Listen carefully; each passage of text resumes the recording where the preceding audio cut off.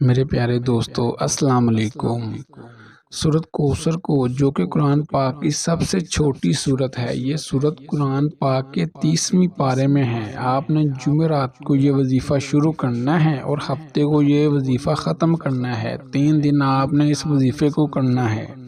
جمعرات کے دن آپ نے نماز فجر کے بعد اول اور آخر میں درود شریف پڑھ لیں۔ اس کے بعد آپ 129 مرتبہ سورۃ کوثر کو پڑھ لیں۔ صبح نماز فجر پڑھ کر اس وظیفے کو شروع کریں، پھر نماز عصر پڑھ کر اس وظیفے کو کریں۔ پہلے اول آخر درود پڑھ لیں، پھر درمیان میں 129 دفعہ سورۃ کوثر پڑھیں، اور اسی طرح ہی آپ نے نماز عشاء کے بعد اسی روٹین سے آپ یہ وظیفہ کریں گے۔ اسی طرح تینوں دن آپ نے یہ وظیفہ کرنا ہے۔ آپ کی کوئی بھی حاجت ہو، کوئی بھی مقصد ہو، اس کو ذہن میں رکھ کے آپ نے یہ وظیفہ کرنا ہے۔ وظیفہ کرتے ہوئے پورا دھیان آپ کا وظیفے پر ہونا چاہیے، دل میں کوئی بھی شک نہیں لے کے آنا۔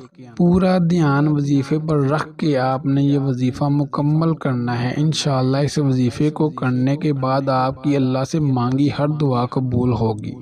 دشمنوں سے چھٹکارا حاصل کرنے کے لیے بھی آپ یہ وظیفہ کر سکتے ہیں۔ کسی کے دل میں آپ اپنے لیے محبت پیدا کرنا چاہتے ہیں تو اس عمل کے لیے بھی آپ اس وظیفے کو کر سکتے ہیں۔ آپ کی کوئی بھی حاجت ہو، کوئی بھی جائز مقصد ہو، آپ اس وظیفے کے ذریعے سے اپنا مقصد حاصل کر سکتے ہیں۔ آپ نے صرف 3 دن یہ وظیفے کو کرنا ہے۔ اس وظیفے کو شروع کرنے سے پہلے آپ نے درود شریف لازمی پڑھنا ہے۔ آپ نے یہ وظیفہ کس طرح کرنا ہے؟ آپ نے یہ وظیفہ سورۃ کوثر کو پڑھنا ہے۔